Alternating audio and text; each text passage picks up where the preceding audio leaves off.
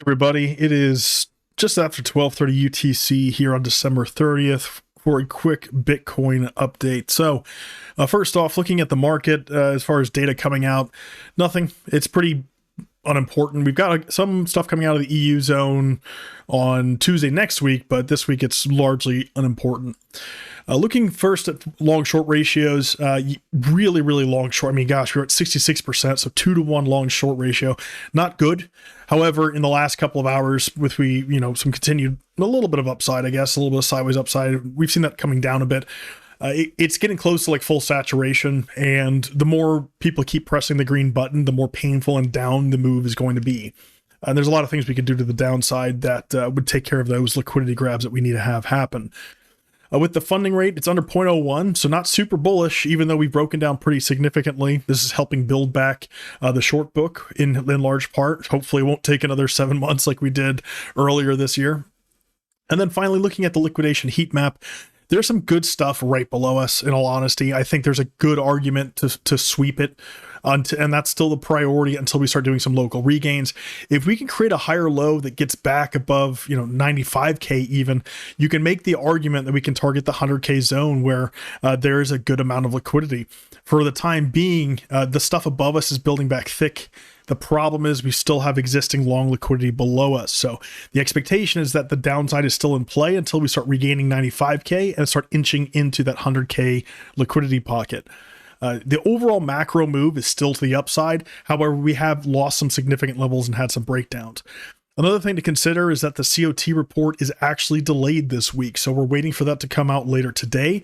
I'm expecting pretty seismic changes from the dealers, the asset managers, and everybody else, as we've seen a massive change in the market from the last reported data. The last data is as of Tuesday, the Tuesday of the 14th. So we've got over 2 weeks of data that's just missing that we need to get some information on. So hopefully that comes out later today. In any case, let's look at the charts. The important stuff here is pretty simple. We have broken back below stuff to go back within the range.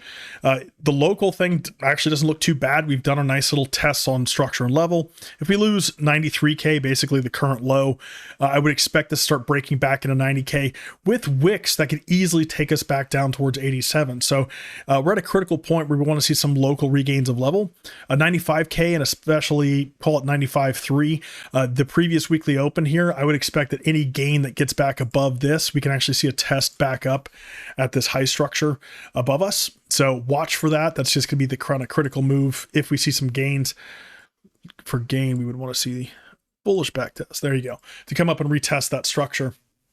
That being said, the downside is still the priority. So any new lows under this low, you're going to see a pretty sudden move, I would expect, into 90K and potentially down just below it.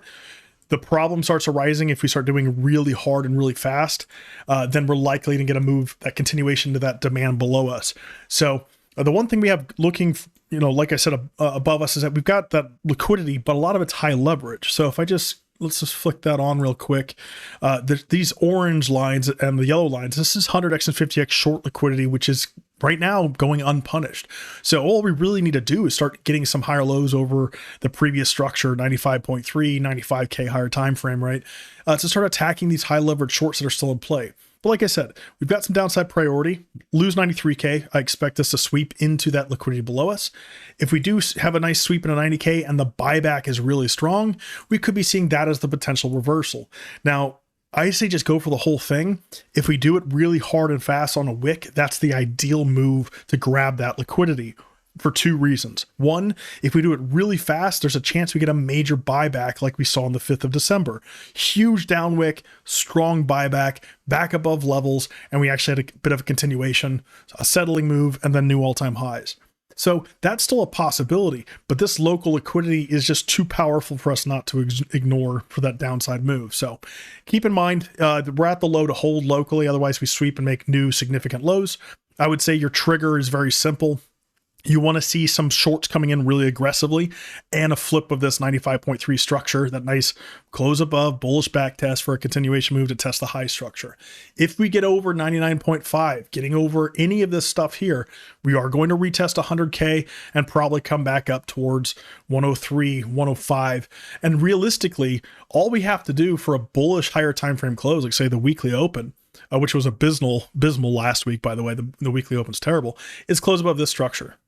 If we close any weekly time frame above this structure, it's full send, a new leg up. So don't get all bearish, don't get all crazy. If you've missed the down move, that's fine.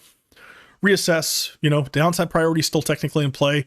We are seeing a little bit of sideways, kind of uppish just from the lows. We haven't read new lows, but be really cognizant that if we do start sweeping this, especially on like the market open, that will go lower. Last thing, just remember Wednesday is New Year's Day and the New York Stock Exchange is closed. So that's it. Take it easy. Catch you later.